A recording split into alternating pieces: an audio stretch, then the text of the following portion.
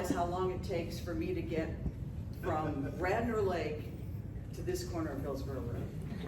A little bit crazy in the morning. That's what working 40 years of nights will do to you. Very unfamiliar with morning traffic. But it's great to be here, and I also love the fact that you guys are still using greenback cash money in the pot here at the Rotary. No Venmos for y'all. We're trying to do Venmo. You will take Venmo though. It's great to see you all. We've been out sort of on a road tour for the Nashville Banner this week and the past couple months. We are celebrating officially our first full year of publication. We went live, if you will, last March with a daily newsletter and with our podcast that comes out every Sunday. And the response has been terrific, but we've still got to spread the word, and that's why we're here today. It's a real privilege for me to be at any Rotary event. My dad was a Rotarian for 50 years. And the first thing on this list is very important to us as journalists. Is the truth.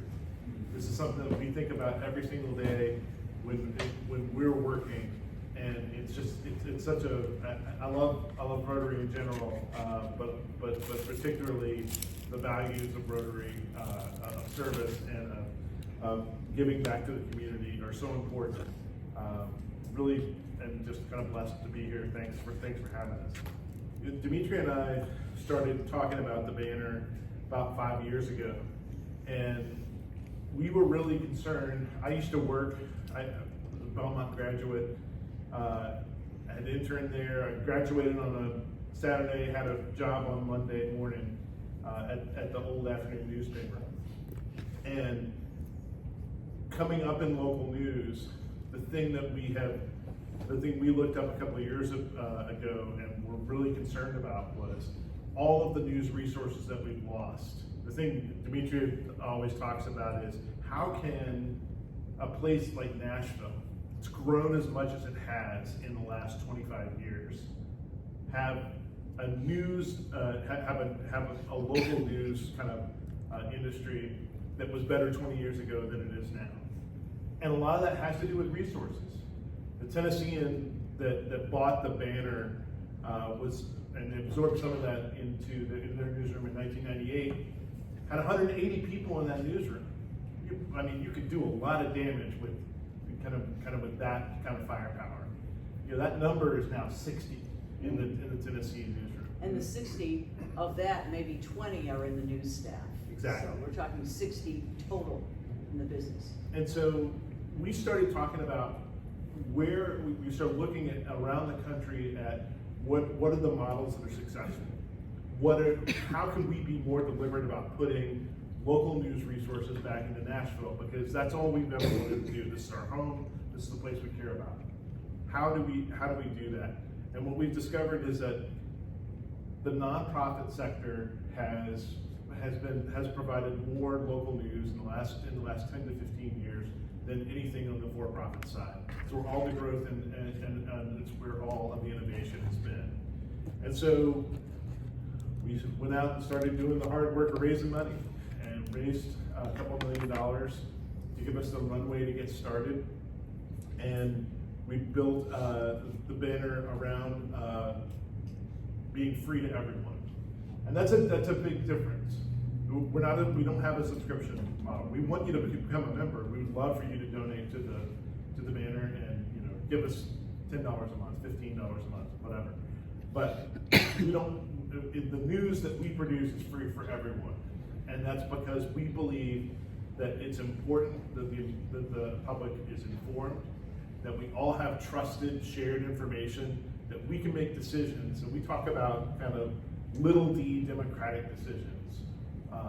We talk about who's building our sidewalks, who's running our schools, and how are they doing?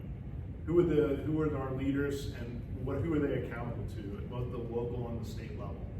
And that's what we're covering. So we launched about a year ago. We have a staff of 13 people, and we have 5 full-time beat reporters plus a bunch of other people doing kind of other sorts of things. And we cover good old-fashioned news. We cover courts.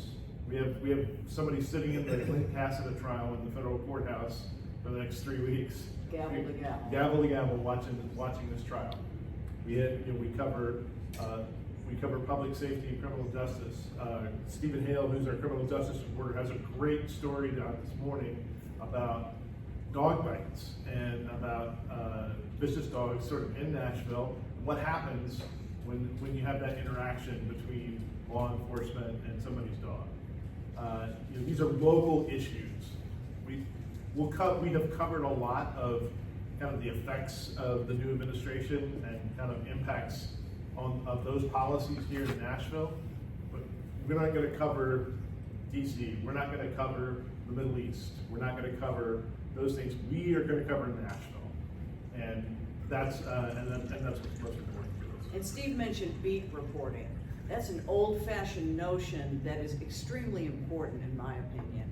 That means when someone's covering the courts, they're there constantly. They're talking to the people, they're making the connections, and they're watching with the eyesight of someone that can put everything in context because they've seen it happen before. In television news these days, you can get thrown out to some other county on a tax story tomorrow and be back in town covering a fire that night. And you never really develop those deep sources and that deeper understanding of the world that you're covering. So the fact that we've put people on beats, and I've got to brag on our staff, some of the best people, really the cream of the crop. It's kind of funny. How many Steves do we have? We have too many Steves. We have too many Steves. We have four Steves on our staff. So we're laughing that the next hire better be a Stephanie so that we can really be fair about this. But Stephen Elliott covers Metro government for us. No one does it better. When you read his previews or his wrap-ups of what's happened at Metro Council, you've been in the meeting yourself. You really know what's happened. Stephen Hale, who's Steve Cavendish just mentioned, is covering criminal justice, but not the break-in or shooting of the day, looking at trends, looking at really the meaningful statistics and trends in the city and also in the prison system, which is continues to be a very, very big story in our state. Steve Harouche came to us from the Nashville scene and also Nashville Public Radio. He writes as well as helps me produce the Sunday Miller and Company. There we go. Banner and Company, which we purposely named Banner and Company in honor and with permission from my dearly departed partner, Dan Miller. And the idea was to make the podcast as much like that relaxed one-on-one conversation as we possibly could. And that's been just a treat for me. Every week we sit down with someone fascinating and completely different from the week before. Who's on this week? This coming Sunday, a very, very important Lipscomb graduate, Michael Shane Neal. Are you familiar with the name? Probably the world's greatest living portrait painter at the moment. And when he walked into the studio, it was as if he came out of a gilded frame himself. He had the hat tilted, he had his pocket watch, and the most incredible tailored outfit on. And when he spoke about painting, though, it was absolutely fascinating. One of the people whose portrait he painted so beautifully is former Mayor and Governor Bredesen, who was another guest upcoming.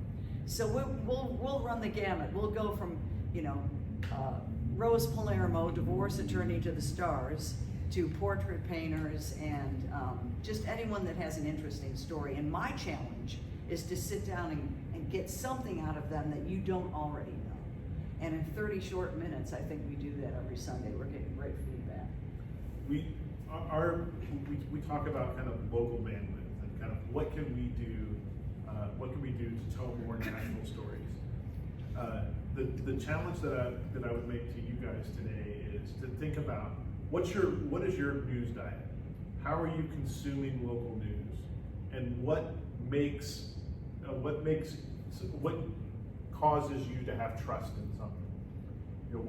What we hope is that by being there every day, by being in the council meetings, by covering the elections with kind of depth and context, and not as kind of a horse race, what we hope is that by covering issues that matter, that we can build trust locally, because we know that, you know, at the national level, media is very polarized.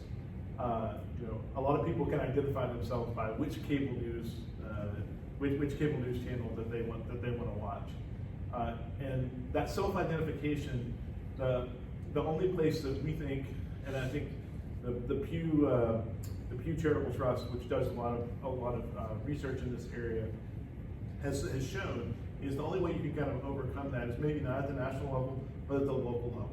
We still believe that you can build trust in media here in Nashville, here kind of at the ground level, and that's where the hope of it is. And so we launched the banner in order to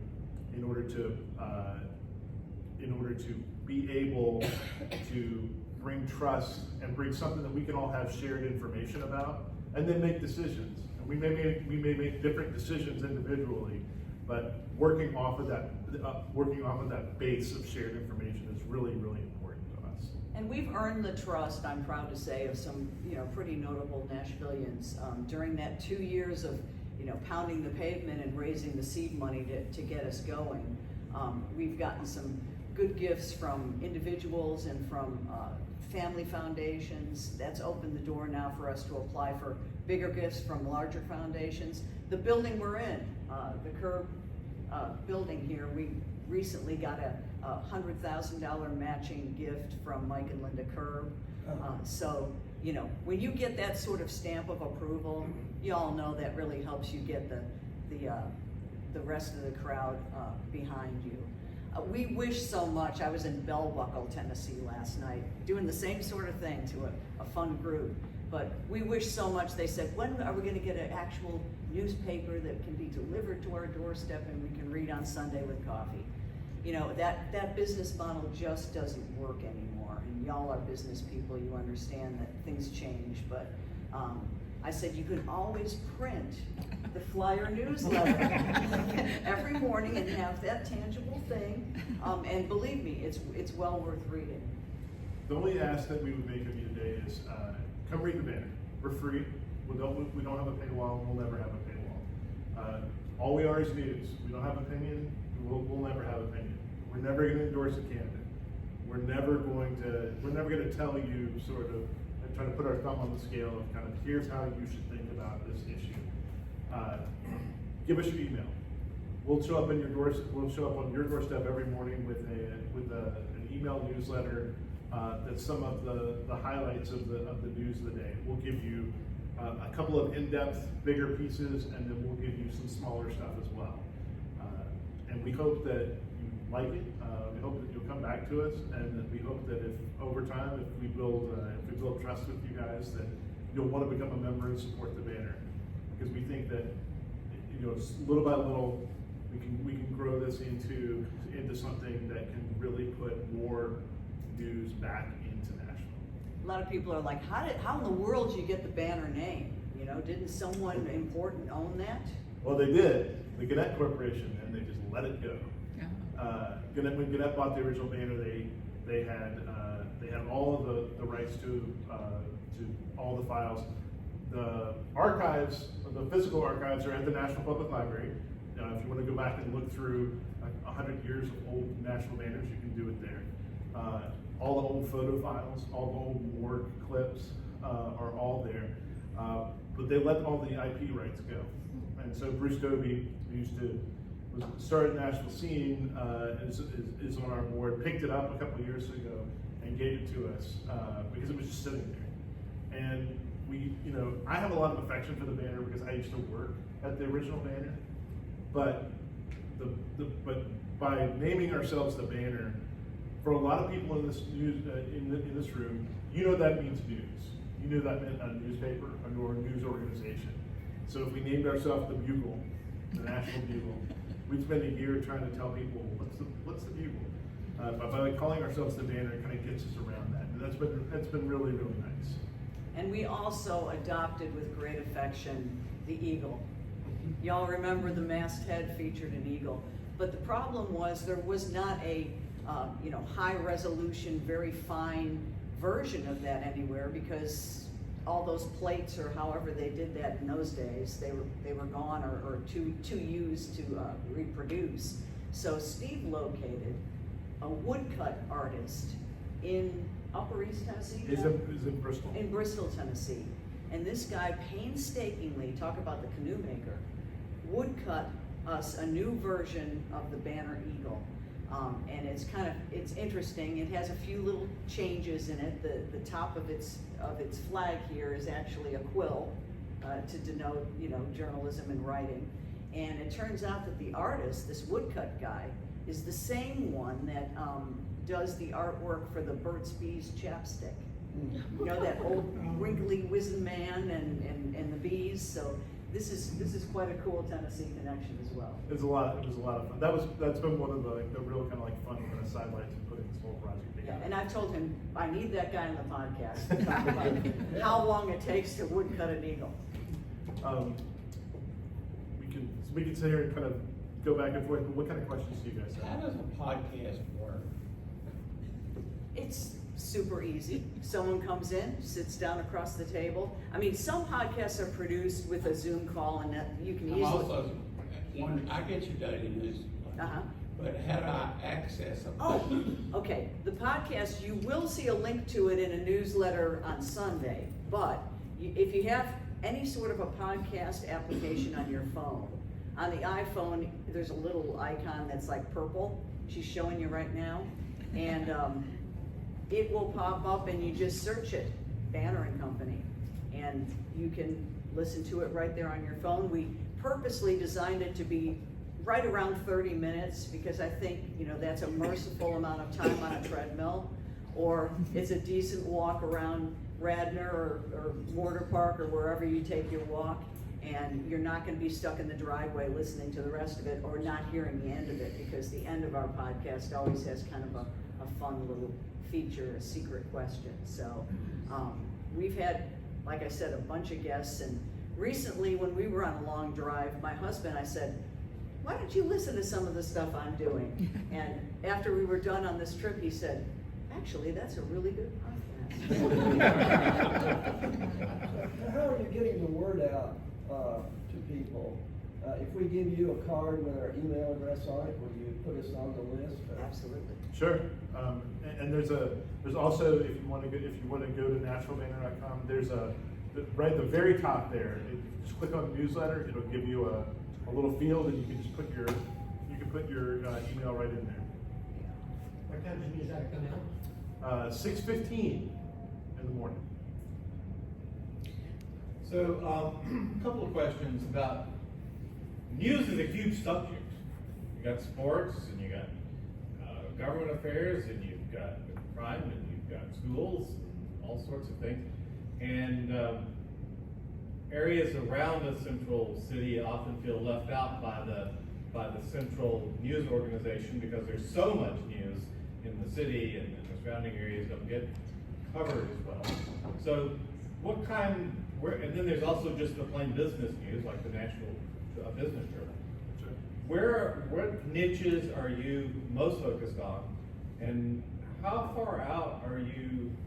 I mean, I'm assuming you're trying to focus your core news base in Nashville, but does that also include Franklin? Does it include Mount Juliet? How far out are you going? So that's two questions here for you. So we have reporters on 5 different sort of beats. We have criminal justice, courts, Metro, the State House, and we have an enterprise reporter who digs into kind of broader topics. With the exception of the State House, that's kind of naturally Nashville and Davidson County focused. We would love to kind of broaden out, and at some point, there's a growth plan that's for 3 years, 5 years, and 10 years, and somewhere between 5 and 10, we would love to get into the counties around Nashville and do work out in those areas. But I mean, quite frankly, we've lost so much in Nashville that that's our focus for right now. As we grow, we will naturally kind of expand into that. And so, for instance, We're hiring an education reporter. There's a group called Report for America that helps organizations like ours build staff and capacity. And so we applied to get in, and the way they work is they cover half of their salary the first year, a third the second year, a quarter of the third year. And it lets us build the kind of the revenue capacity in order to support them over the long term as they're kind of doing their job. I had a finalist interview yesterday, and I've got our last one this afternoon. We'll hope to hire someone and have them here on July 1st. And education, for instance, we'll cover K through 12 here in Nashville, but I think that one of the things that with the state's new voucher plan, whether or not you're kind of for vouchers or against them, and kind of whatever you think the effects of public schools will be, one of the things that we know is that there's not, if you're in a school choice environment, that's predicated on the fact that people have enough information to make good choices. And one of the things that we want this person to do is to give parents enough information about public and private schools in the area in order that they can make informed choices about where they want their kids to go to school. And that's naturally going to kind of expand beyond sort of whatever geographic boundaries that we. It's funny that you mentioned Mount Juliet and some of these other areas. A couple of the environmental stories that I've done, and I still do the video form of reporting, which we also have a partnership with Channel 5. So you can actually see me on Channel 5 now, which is a little mind-blowing, but still very good. But a story took me to Kingston Springs, where the Harpeth was getting daily doses of high levels of sewage because of an aging and faulty sewage system in Kingston Springs. So that was a pollution story, but it really has much wider implications than just Cheatham County. Another environmental story took us to Mount Juliet, where a shopping center development project has sort of left behind a very polluted, albeit small little creek, but this was amazing from a visual standpoint. This flock that came out of the fill that they used on that was making the water running in this creek fuzzy orange, literally like a stuffed animal almost. And really there's been no solution and no remediation of that. We've done some work, really good work on the Natchez Trace Bridge that led to a speed up of them actually installing a safety suicide barrier. So that's, technically Williamson. So if a story does have wide appeal and wide interest, we'll certainly chase it. We also went to Manchester, where there's a move afoot by the state to replace the last known bridge made by the Nashville Bridge Company. Doesn't seem like a big deal, but when you see this beautiful old green iron bridge at the Old Stone Fort State Park, and you wonder, why do they want to replace it with something very generic when this is this living piece of history that everyone takes their graduation and wedding photos and engagement photos on? That turned out to be a really interesting story. So we'll go with stories that are no question. Are you still covering the prison, like the core civic? And Yes. tell me what's kind of going on there. What isn't going Course on? of it. Yeah. We actually just won a decision with the Sixth Circuit Court of Appeals, the Federal Court of Appeals. We sued in order to have records related to Core Civic in a lawsuit that were sealed, unsealed, including depositions from Core Civic executives and others. We expect to have that. We expect to have those given to us kind of within the next 60 days, and we'll be reporting on that. But we've done a lot of work on Charlesdale Turner and some other places as well. Yeah, I got a call from CBS Evening News last week for some video on a story that I had done about, again, if you've been following the Core Civic story, there are allegations that, families and loved ones are being extorted for the basic services that people need inside, including drug and alcohol treatment. And in this particular story, the family was trying to cobble up the $100 or whatever it was gonna cost to get their loved one into this treatment, and he overdosed and passed away before that could happen. A hot button issue, and I just, by the way, went online and signed up, it was pretty easy, just like you Great. said, is the zoning changes in residential neighborhoods. I would encourage you to get on that as quick as you can. That's gonna be disastrous. So we've written a little bit about it. We're, I know that so there was a proposal before the planning commission last night, about some of that. That's actually my neighborhood that was affected, sort of, kind of within that proposal. I think that when we sat down at the beginning of the year to identify sort of, kind of what the biggest things that we want to cover are, housing is maybe the biggest, in part because my new appraisal tells me that I live in a $500,000 home. I don't feel like I live in a $500,000 home. The $500,000 homes that I grew up that I grew up going inside look much bigger and much different than the one that the appraisal says that I live in now. But I think that's the fact. That's the experience that everybody's having. We've just got done. We're waiting on the planning department in order to finish, and I think they released it about 3 weeks ago, kind of their analysis of kind of zoning changes throughout the city, and that's something we're going to be writing a lot about. I would recommend Tom Gruffel as one of the city council members. He has spoken to our club 2 or 3 times. He's very educated and very loyal to gathering the facts. So if you want a truthful story from a council member, he will give you one.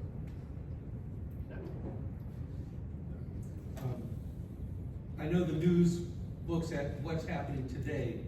How often do you do stories that look at a trend over 10 or 20 years, like housing affordability or how clean the Cumberland is? Fairly regularly, we're not doing a lot of that research ourselves, so we're dependent upon people who do. I will say that there's several really interesting sort of independent think tanks here in Nashville that are doing a lot of that work. Think Tennessee is one of them. There's a group called Sycamore Institute that does that on kind of a nonpartisan basis are doing kind of a lot of like digging in and research in those areas. And we've written several stories about kind of their work and about kind of broader trend stories about Nashville and Middle Tennessee. The affordability one is a big one right now because I think that's something that everyone is feeling, and it has sort of downstream effects on workforce. It has downstream effects on livability. It has downstream effects on all sorts of things. And we talk about like kind of affordable housing. What we're really talking about is attainable housing, more than kind of affordable housing. We usually think of it as kind of like, a certain percentage of income and below. Most of the stuff that we'll be writing about is attainable housing, which is a lot of it is kind of like how middle class has been sort of priced out of kind of significant portions of the city. Well, above and beyond attainable is the issue associated with developers manipulating the deal to have 5 low-income units in a 300-bed complex, 300-house complex, and it's manipulation of the system. And a story like that could be eloquently presented with what you might call justifiable and legal developers would be important. Putting 5, so you get funding. You Right. call them affordable housing units that never get filled. They just sit there. Well, you got the Predators, the Titans. You hadn't mentioned sports, so I just thought I would plug for some of that information and local high school sports. So in the newsletter this morning, so we're lucky to have there's a guy named David Beauclair.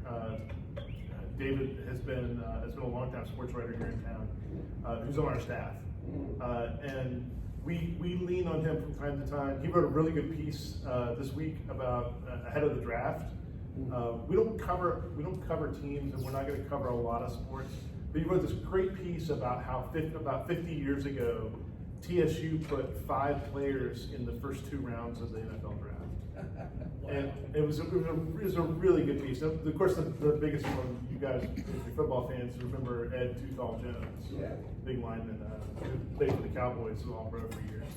And so we'll do some stuff like that, but you know, there's a lot of people covering the Titans. There's a lot of people covering the Preds. There's not enough people going to the Metro Council, and so that's where we're going to put our efforts right now. You mentioned that the only time you cover national news is when it has an impact on us. What is the current administration, what is their impact on us going to be? Well, I think you've seen it in immigration. I think you've seen it in Grant funding. grant funding. I mean, Vanderbilt. I mean, you're seeing it in Metro right now. Metro has somewhere around between $200 and $400 million of a hole in their budget due to the federal government sort of changing kind of horses here about how they're funding a lot of different priorities. In terms Second of- harvest In is- terms of immigration, have a lot of Nashvilleians been arrested yet, or? There've been some, and we've written about